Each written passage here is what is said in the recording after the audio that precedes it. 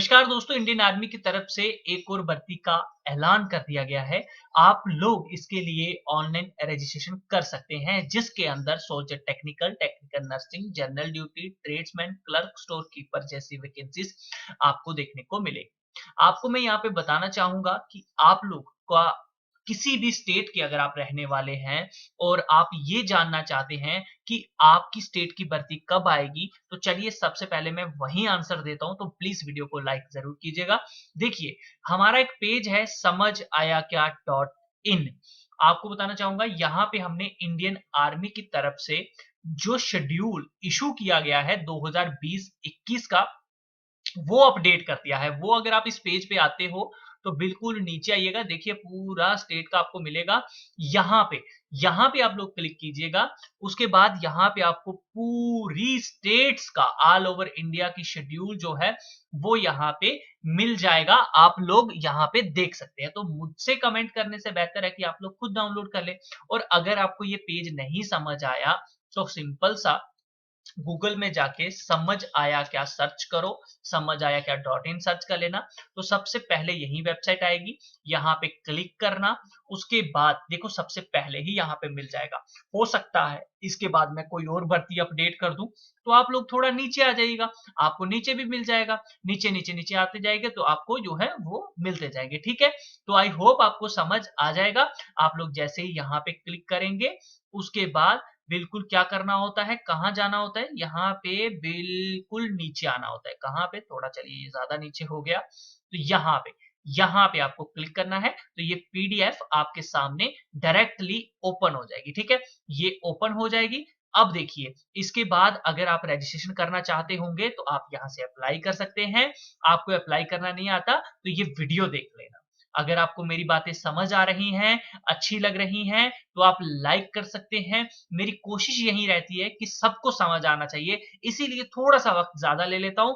लेकिन चलिए रिटर्न आते हैं टॉपिक के ऊपर। जो आज की भर्ती है वो तमिलनाडु की 11 डिस्ट्रिक्ट्स के लिए आई हुई है। तो प्लीज यहाँ पे कडलोर, विल्लोर, त्रिपुथर और रानीपीत और त्रिवेन्नमाली जो भी है भैया, चेन्नई, त्रिवुल्लर है, विलुपुरम है, कलक युर्ची कुछ करके है, कंचीपुरम है, चंगाल पट्टू कुछ करके है और पुदुचेरी डिस्ट्रिक्ट ऑफ जो है वहां पे लोग यहां से अप्लाई कर सकते हैं। आप लोगों की रजिस्ट्रेशन 1 मार्च से 30 मार्च 2020 को शुरू हो रही है। आपके एडमिट कार्ड 31 मार्च से डाउनलोड होना शुरू हो जाएंगे। आप लोग प्रिंट आउट लेके भर्ती देख सकते हैं। सिर्फ एक मार्कशीट अगर आपके पास है और एडमिट कार्ड है तो आप भर्ती देख सकते हो। और बाकी जैसे डोमिसाइल बनाने को दिया है तो उसकी रसीद ले जाइएगा, वो जरूरी होता है। लेकिन कैरेक्टर सर्टिफिकेट वगैरह बना लीजिए। लेकिन अगर आपके घर के पास कहीं भर्ती हो रही है और आपके पास कैरेक्टर सर्टिफिकेट नहीं है तो दोस्तों अगर आप रनिंग क्लियर कर देते हैं तो तकरीबन आपको 2 से 3 घंटे जो है वो मिल जाते हैं डॉक्यूमेंट बनवाने के लिए। इससे ज्यादा टाइम नहीं दिया जाएगा। अब इस भर्ती के लिए अगर आपको ये पीडीएफ डाउनलोड करनी है तो मैं आपको बताना चाहूंगा, इसी पेज पे, ये जो पेज है ना समझ आएगा .in का, यहाँ पे ही मिलेगा। देखो मैं यहाँ पे तमिलनाडु सर्च करता हूँ तो ये तमिलनाडु की जो भर्ती है यहाँ पे आप देखेंगे बिल्कुल नीचे, यहाँ पे तमिलनाडु, यहाँ पे डिस्ट्रिक्ट और ये रही नोटिफिकेशन का लिंक। तो सिंपल सी बात। ठीक है, चलो रिटर्न आते हैं टॉपिक के ऊपर। इसके अंदर जो जो आपको पोस्टें मिल रही हैं, सबसे पहले मैं हाइट और चेस्ट बताऊंगा, उसके बाद आगे बात करते हैं। टेक्निकल के लिए 165, वेट 49 केजी, चेस्ट 77। बाकी सबके लिए भी 166 जो है वो हाइट मांगी हुई है। सिर्फ टेक्निकल नर्सिंग के लिए 165 है, वेट 49 है, तो ये ज्यादा मैटर नहीं करता। 77 हाइट है, फैलाने के बाद 5 सेंटीमीटर होनी चाहिए। एज लिमिट जनरल ड्यूटी के लिए 17.5 साल से 21 सालों तक आप अप्लाई कर सकते हैं। बाकी सब के लिए 17.5 साल से 23 साल है। चलिए अब मैं आपको यहाँ पे क्वालिफिकेशन के बारे में बता देता हूँ। Soldier, clerk, store keeper, technical, all arms की बात करें तो इसमें एज लिमिट 17.5 साल से लेकर 23 साल तक है। आपकी क्वालिफिकेशन 12वीं पास किसी भी स्ट्रीम में है, चल जाएगी। आपके टोटल मार्क्स 60% होने चाहिए। सभी सब्जेक्टों में, एक एक सब्जेक्ट की बात करें तो 50% होने जरूरी है। और आपने इंग्लिश सब्जेक्ट तो पढ़ा होना चाहिए 12वीं के अंदर। साथ में आपने मैथ या अकाउंट या बुक कीपिंग, इन तीनों में से एक सब्जेक्ट पढ़ा होना चाहिए 12वीं में। और इन दोनों सब्जेक्टों की भी परसेंटेज 50-50% होना जरूरी है। आप soldier technical and soldier technical examination examiner की पोस्ट के लिए अगर अप्लाई करना चाहते हैं तो 17.5 साल से लेके 23 साल तक एज लिमिट होती है। इसमें भी आपकी 12वीं पास होना बहुत जरूरी है। साइंस में पढ़ी होनी चाहिए, आपने physics, chemistry, math and English subject पढ़ा होना चाहिए और आपके 50% ओवरऑल सभी सब्जेक्टों को मिला के होने चाहिए। और बात करें एक एक सब्जेक्ट की तो 40% हर एक सब्जेक्ट में होने चाहिए, यानी कि 100 में से 40-40 सब में लिए होने चाहिए। इसमें भी आपको कोई छूट नहीं मिलती चाहे आपने ग्रेजुएशन की है। सोल्जर जनरल ड्यूटी या सोल्जर जीडी कहिए तो इसमें एज लिमिट 17.5 साल से लेके 21 सालों तक मानी जाती है। आप 10वीं पास होने चाहिए, 45% सभी सब्जेक्टों को मिला के बनने चाहिए, जैसे कि हिंदी, इंग्लिश, मैथ, इन सब के नंबर मिला के आपकी 45% मार्क्स बनने चाहिए। अगर बात करें एक सब्जेक्ट में कितने होने चाहिए मिनिमम, तो वो 33% होने चाहिए, यानी कि 100 में से 33 मार्क्स। और अगर ग्रेड है किसी के तो मिनिमम डी ग्रेड तो होना जरूरी है। किसी ने 12वीं की है, ग्रेजुएशन की है, उसको कोई छूट नहीं मिलती है। सोल्जर नर्सिंग असिस्टेंट वेटनरी की भी पोस्टें हैं, तो इसके लिए अगर आप अप्लाई करना चाहते हैं तो इसमें एज लिमिट 17.5 साल से लेकर 23 साल तक। 12वीं पास, साइंस स्ट्रीम, इसमें आपने फिजिक्स, केमिस्ट्री, बायोलॉजी, इंग्लिश पढ़ी होनी चाहिए। ओवरऑल परसेंटेज मिनिमम 50% होने चाहिए और 40% हर एक सब्जेक्ट में होने अनिवार्य है, इस चीज का ध्यान रखें। सोल्जर ट्रेड्समैन जो 10th पास होता है उसमें आप मिनिमम 10th पास होने चाहिए और एक एक सब्जेक्ट में 33% होना जरूरी है।